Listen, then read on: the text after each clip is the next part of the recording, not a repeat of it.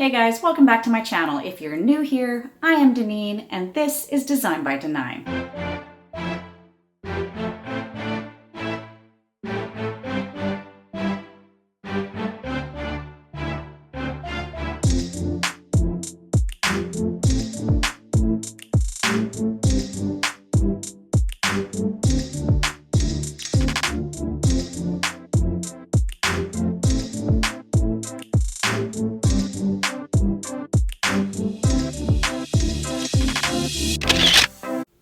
Today I'm doing something a little bit different. I'm doing a countdown of my top 10 favorite DIYs that I've done to date, starting with number 10 and working our way up to number 1. So if you like what you see here today, please consider subscribing to my channel, hit that like button, and don't forget to hit that notification bell so you don't miss out on a thing. So without further ado, let's get going with number 10.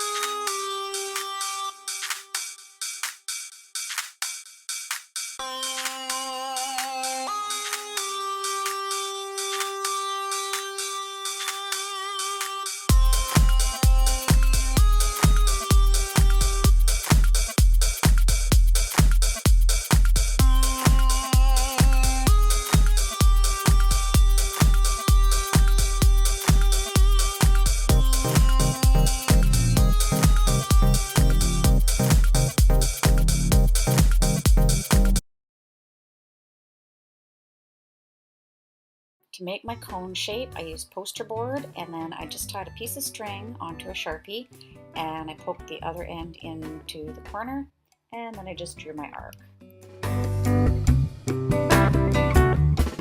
So once it's cut out, you're going to want to take a quarter circle shape and you're going to want to roll it into a cone. And I've added a paper cup here. What that does is it keeps the bottom in a perfect circle, and it also keeps it level. So I remeasured and just cut off any excess because that stops your circle from warping. And then you tape that into place, and then I've glued it with using spray adhesive, Elmer spray adhesive, and you want to give it a spray and then just give it a little bit to get tacky, and then close it up, and it holds quite well. And then just to make sure that that doesn't let go, I've also gone over the seam with a piece of painter's tape, which I'm going to leave on there. So I picked up these little metal bowls at the dollar store. They came 4 to a pack, and they're just the perfect shape for the top of these. So all you're going to do is, before you glue it, you want to sort of squish down the edges of the top of the cone using the bowl, so it'll fit nicely once you glue it, and then just add some hot glue, and be careful because the metal really heats up when you apply hot glue to it. So just hot glue and then smush it on top, and just make sure it's nice and even, and then let it dry. And then the last step is to paint it, and I painted it using the same spray paint that I used on the vase, which is the Krylon Metallics in gold. And give it one good coat, let it dry, and then go back and get any spots you may have missed, and then you're done except for staging.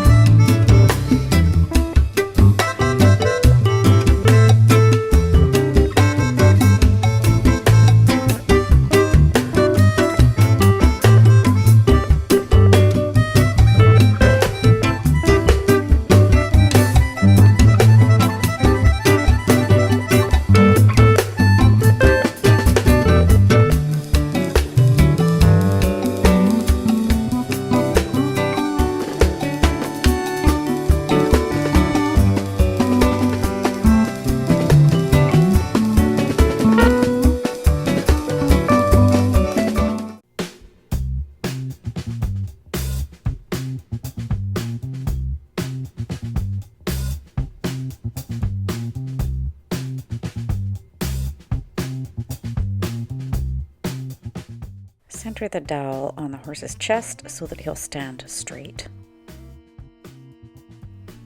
Match the size of your drill bit to the dowel, and if you're at all unsure, just do a test hole in a piece of wood to make sure that it's the right size. I also drilled a hole in the bottom of the plastic horse, and if you're not comfortable using a drill, there's a couple other options that you can use. Another potential way you could do this without taking a drill is to just use a soldering iron or a heat pen, or even to heat up a screwdriver and poke that through the plastic.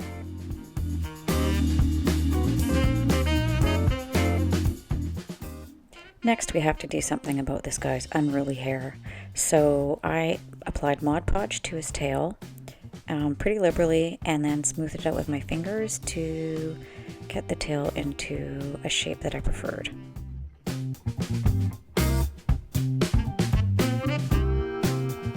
The horse's mane was just way too long, so I just trimmed it down with scissors. And I applied Mod Podge to this as well. And once I got partway done, I realized that it was still just a little bit too long, so I gave it another trim with some scissors. Then I just continued to work the mane and add additional Mod Podge as needed until I got it to lay down in the desired position. So this is actually a tool that belongs to my Cricut that I'm just using to apply some texture to his mane.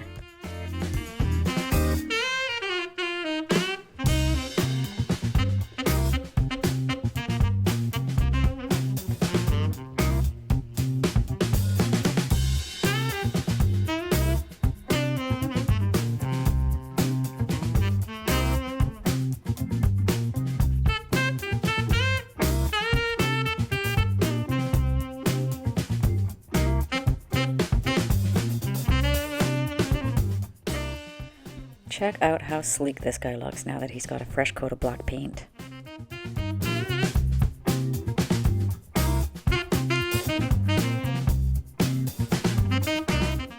So here's an extra step that you can do. You don't need to do this if your dowel fits nice and snugly, but you can add in a piece of styrofoam. This is just florist's foam, and it's super easy to cut with just a sharp knife.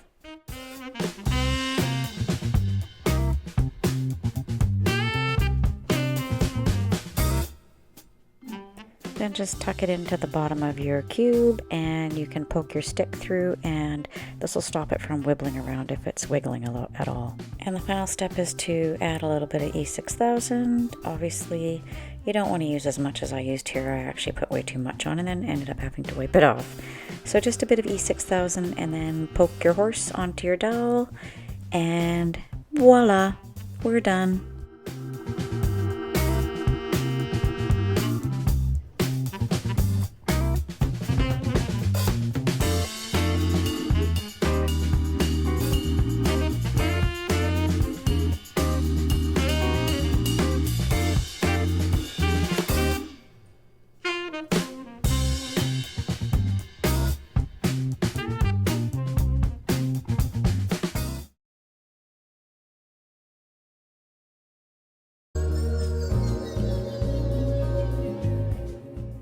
To make the base of the storage ottoman, I started out by cutting 2 strips of poster board the length of the poster board, and each of them is 3 inches wide.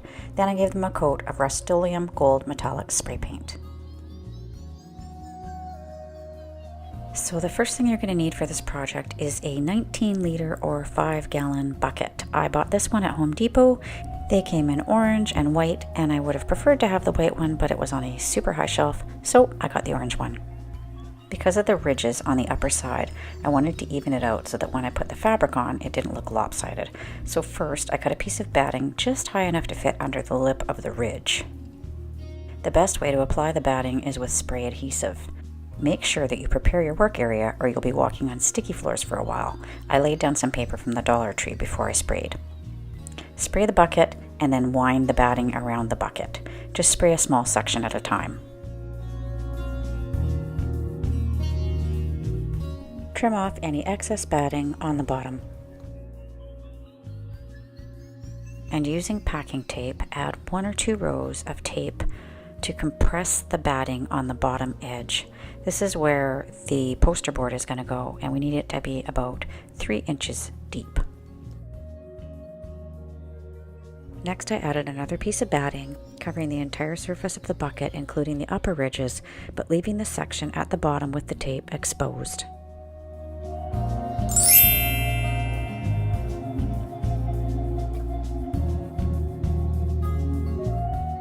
The fabric that I'm using here is called Velboa, and I bought it quite a while ago. I bought about 4 meters of it, and I got it on sale for 70% off, so the amount that I'm using here is about $3 worth of fabric. Note that I drew a line along the long edge of the fabric on the wrong side, and I originally did this line at 3 inches, and then I cut it back to 2.5 inches. Starting on one end of the fabric, apply spray adhesive. This tends to work better if you give it a couple seconds to dry off after you've sprayed it, so just let it get tacky, otherwise it goes on wet and it doesn't stick as well. Line up the top edge of your bucket with the line you've drawn on your fabric, and then put your bucket down and roll it, keeping the line lined up. If you mess this up at all, don't worry, it's not glued on there tight enough that you can't make adjustments. You'll be able to peel it back and fix it if you screw it up a little bit. Add spray adhesive as you go, and just keep rolling the fabric all the way around until you're at the end. I managed to end mine with a finished edge just because the piece of fabric I cut had a nice finished edge, but if you don't have that, you can either fold your edge under, or you could add a piece of ribbon to finish that edge off. Next, I turn the bucket right side up, and because the fabric has already been sprayed with adhesive, it's good and sticky, so you'll just need to press it down to the inside edge. If you find that it's not sticking well, just feel free to add more spray adhesive as needed.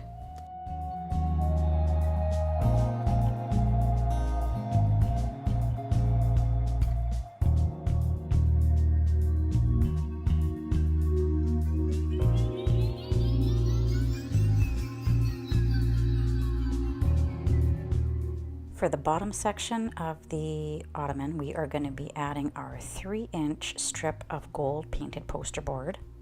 So we're going to want to make sure that we have a 3-inch area to adhere this to. So we're going to use packing tape. So you're going to take that bottom edge that's loose at this point, and it's already got some spray adhesive, so just stick it down with the spray adhesive, and then you're going to use the packing tape to further compress it and secure it.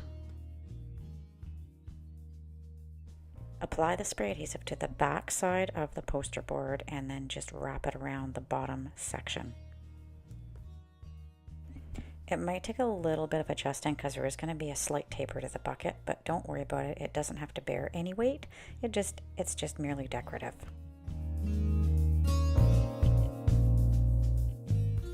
So the lid is going to act as the cover to the storage ottoman, or if we want to use it more as a vanity stool, it's going to act as our seat. I had this piece of foam left over from a previous project, as you can tell, because it's kind of old and yellowy. If you don't have leftover foam hanging around at your house, you can grab a piece from Walmart. They make a piece that's 12 by 12 by 2 inches, and it's about $5. It's super affordable. So we're going to want to trace around the outside of the lid because we want the foam to cover the whole top of the lid. So trace it and cut it. So we're going to be applying the foam to the top of the lid. So you're going to have the lid positioned as you would if you were putting it on top of the bucket.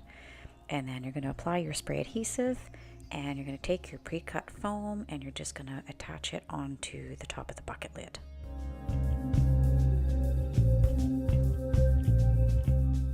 When I cut the piece of fabric for the lid section, I was careful to pay attention to the way that the pattern fell across the piece that I had cut.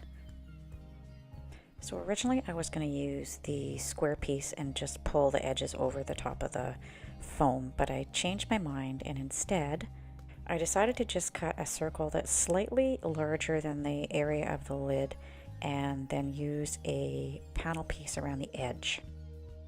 First, you're going to want to cut a slightly larger circle than your original circle, which was the part that was traced around the lid. This is just a Dollar Tree tray that I happen to have hanging around, and it's about the right size, so I just traced my next circle around that. And then we're going to need to glue the foam and the lid onto the fabric, and you're going to want to glue it foam side down. So apply the spray adhesive to the back side of the fabric before putting your foam within the circle. You may need to add a little bit more spray adhesive to the edges, and then you're just going to push those fabric edges over and adhere them down to the foam. To make the side panel pieces, I cut out 2 sections of fabric, keeping the pattern in the same direction as the front. My fabric was not quite wide enough to go around the circumference of the lid, so I needed to make 2 pieces. I would have preferred to do it in 1 piece, but no worries, I can make this work. I marked a 1/2 inch selvage along each edge and then sprayed the piece with glue and turned in the seam allowances. The fabric sticks really well to itself with the spray adhesive. I aligned the pattern with the top so that it looks intentional, then just continued working around gluing it in place around the outside edge. Make sure that you keep the edge lined up with the top of the lid. Note that there's a small amount of overhang on the bottom. When I was finished, I had a small gap at the back, so I used the center section of the other strip and glued it on as well. On the underside, I tucked in the overhang into the channel area of the lid. So now that the rest of the bucket is looking so fabulous, I can't really leave this kind of Halloween orange color on the inside. So we're going to line it, and we're going to use black felt. So for the piece of lining that goes on the bottom inside of the bucket, I just put a measuring tape in there and it was 10 inches. So I found something, which was this old cookie tin that was 10 inches kicking around my craft room, and I just traced around that to get the right size.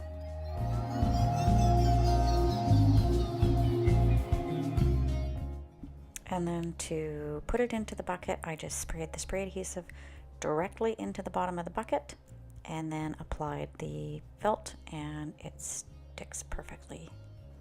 I also cut a piece of felt lining for the inside of the bucket. It measured 14 inches by 36 inches, and I found the easiest way to apply this is to pre-roll it and then to spray the inside of the bucket with the spray adhesive and then basically just unroll it around until you're complete. I traced around the lid using a silver Sharpie because it shows up nicely on the black felt, being careful not to muck up my fabric. Before adding the lining, I went back around and secured all the corners using hot glue.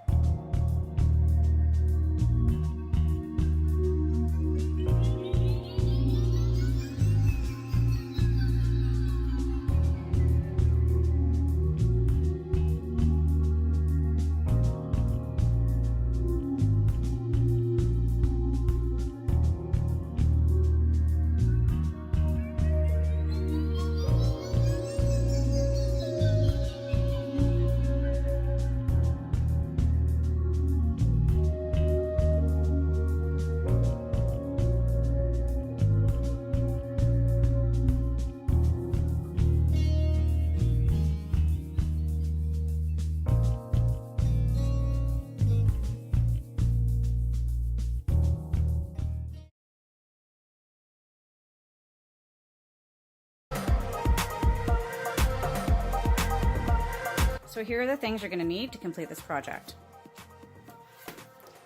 A round mirror, this one's from Dollar Tree. Package of 7.5-inch zip ties. This one's empty because I already used them, and it's from Dollarama. You can get these at the Dollar Tree. A package of 14-inch zip ties. These ones are from my shed. You can also get these at Dollar Tree. A package of assorted size rhinestones. These ones are from Dollarama, and I don't think they have these at Dollar Tree, but I'm pretty sure you can get them at Walmart. Another package of smaller size adhesive rhinestones. E6000 hot glue gun. Rust-Oleum Metallics Bright Reflective Finish in silver. And then the other things you're going to need is a little bit of either cardboard or poster board for the backing. And that's it.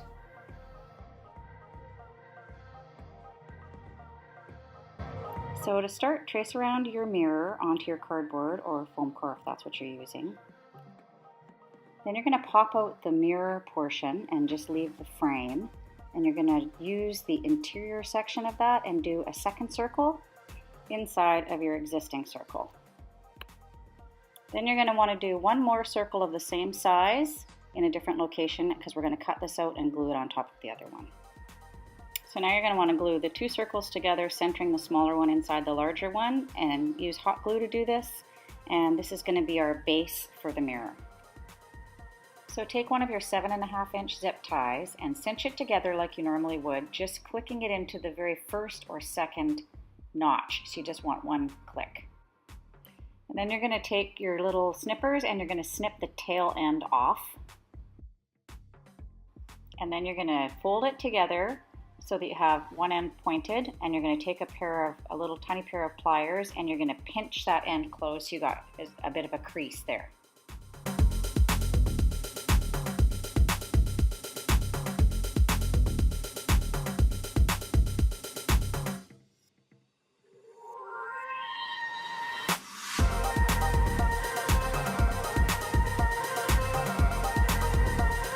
I tucked it back into the area that I cut it out of in the cardboard so that I would have a level surface when I was applying the zip ties. So we're going to glue all the zip ties onto the cardboard. So the center circle is, you want to push it tight up against the center circle, and you want to have the connection end facing in.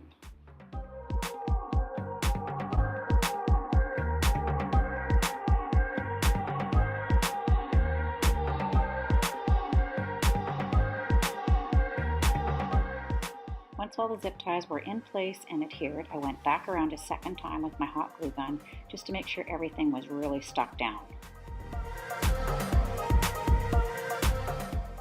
Okay, so now we're going to take the 14-inch zip ties. I give it a little squeeze again before I put them in, and then you're going to glue it in between the 7.5-inch ties, connection end down, same as you did with the other ones.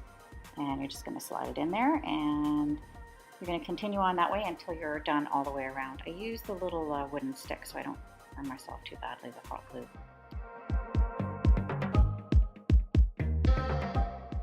So once all the zip ties are glued into place, you're going to pop it out from the cardboard support, though I highly suggest you run a butter knife underneath all the zip ties first to make sure that none of them are stuck onto the cardboard, because as you can see, I had a little issue with mine, but no worries, I glued them back in place.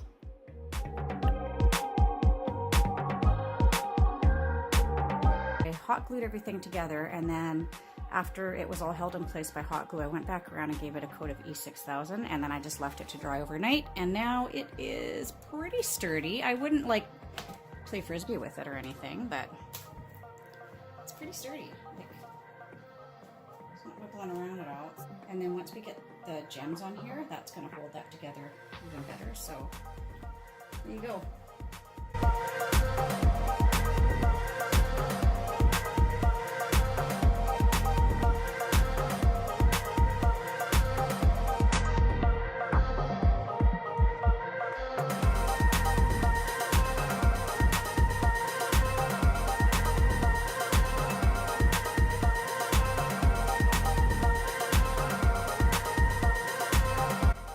Here is going to be covered by the mirror, so the mirror will sit on top of that.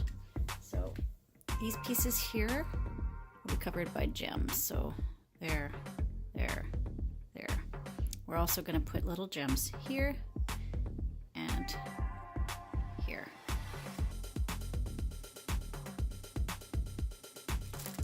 So these are the gems that I'm going to be using. We have one that's open. I'm going to use that one up. And we're going to put these on with hot glue. So all of this is stuck together with hot glue and E6000. So they're actually adhesive, but we're going to just glue them with hot glue anyway to make sure they stay. Yeah, just clean up a little bit before you put your gems on.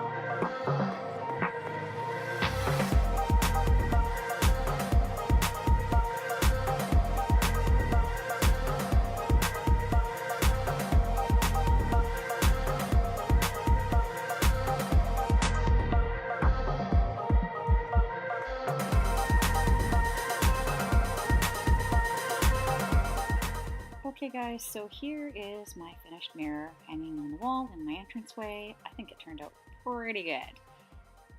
It looks like metal and it's made from zip ties, so pretty cool. But it's pretty cool for 2 packs of $1.25 zip ties from the dollar store and some gems and a mirror.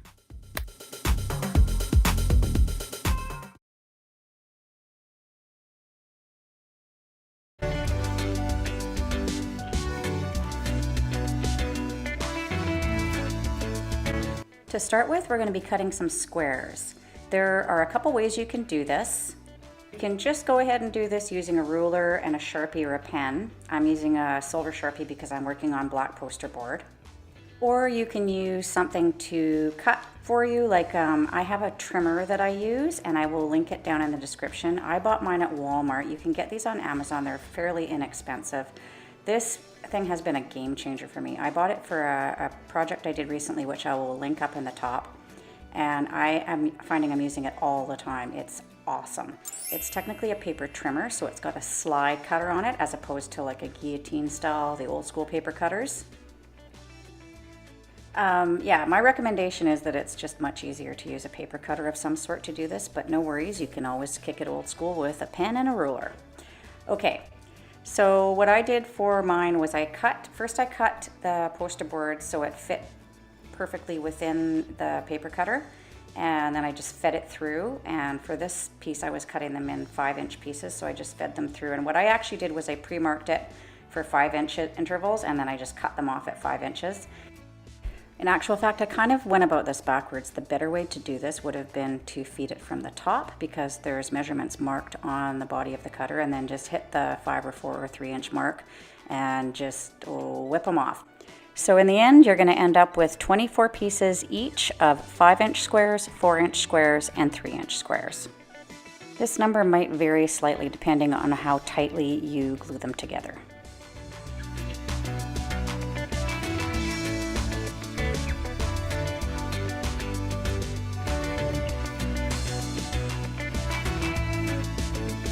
So 4-inch square, and I find it works best if you use like something to put a curve in it. So either that way or that way, just to make it a little bit easier to bend so you don't get creases in it. And then I also found it works better if you just get it all the way where you want it. So if you're going to do it like this, and for me, because I'm right-handed, I keep it folded this way so I can get the glue in from that side. And then just put a little bit of glue in there. You don't need a ton, and you don't need to do it all the way down. So just enough to attach it. And try not to burn yourself, because this is all going to be covered up anyway. So you don't have to worry about getting a perfect cone. So there you go.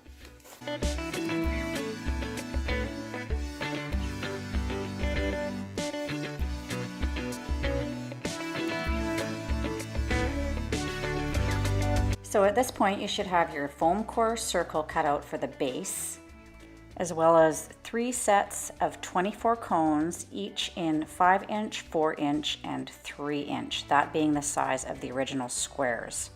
So starting with the largest 5-inch cones, you're going to attach them to the outside edge of the circle using hot glue.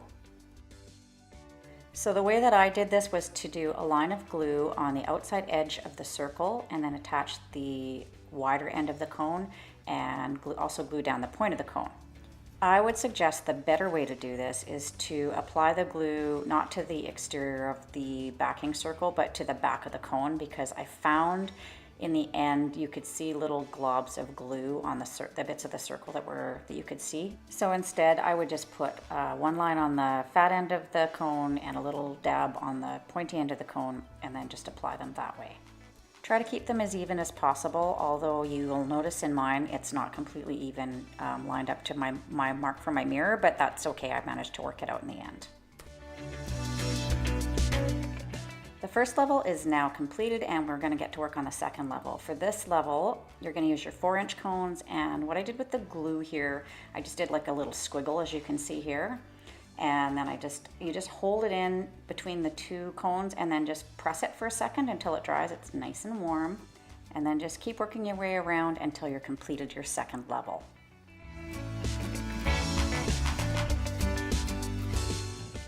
Lastly, we'll be doing the final level using the 3-inch cones. I highly suggest that before you start placing any cones, that you take the exterior portion of your mirror frame and put it in place before you put the cones in. This way you won't end up trying to jam it in there afterwards, because it won't fit. So don't glue it in place, just place it there, because you're going to take it out and paint it later. With this level, I pre-placed all the cones just to make sure that I got a nice finished edge, and then I just went back in and lifted them one by one and glued them into place. Here's the finished first level, second level, and the final third level.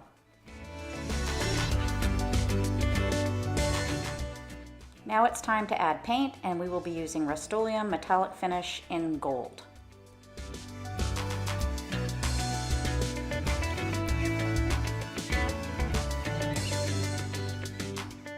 In order to achieve a similar look to the original version, I've used a second paint finish, and I've used the Rust-Oleum hammered bronze. Now I'm not spraying this on in a full spray like I did with the gold. I'm actually just lightly drizzling it, so it's just getting like little drips of it on top of the gold. You need to make sure with this paint that you shake it really, really well, or it tends to get watery. In order to achieve this finish, you want to do very light passes with minimum pressure on the spray nozzle. But if you make a mistake, don't worry about it because it's paint and you can always paint over it again. So here is a close-up of what the sort of speckled finish looks like, and this I think looks much more like an actual metal finish, similar to the original version. So as I mentioned earlier, my cones were not all completely aligned so that I had a little bit of a wider gap on one side than the other side of the mirror frame. So what I decided to do to remedy that situation is I just took this cording.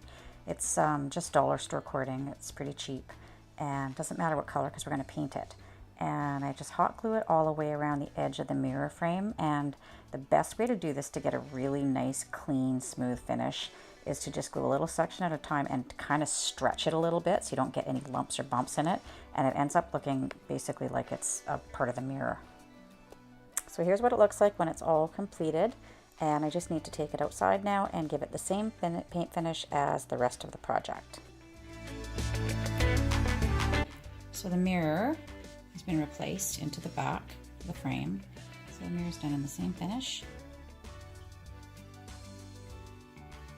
So if you get this seam right, you won't really even be able to see it. Because that's the side. And it's like, you can't really see, once it's all done, you can't really see it's there. We are going to glue this into place in here.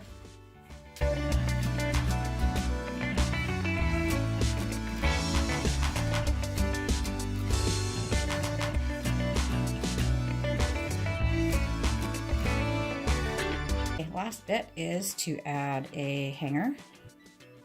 I have a little picture hanging kit. It has lots of these things in it, so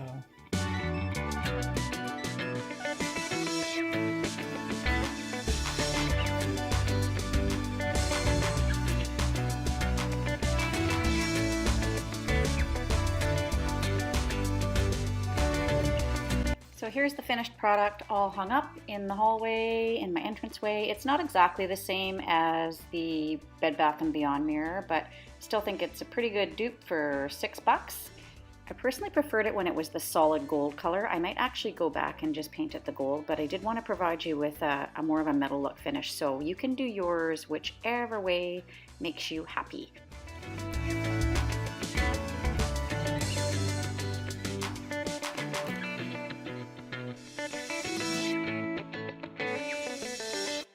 So in fact, I did go back after and I gave my mirror a makeover. I painted it back to the original gold and I added in some rhinestones because everything's better with rhinestones.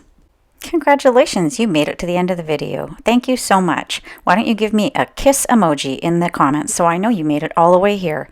And don't forget to go in the comments and tell me what your top 3 of my top 10 were. Thanks for stopping by.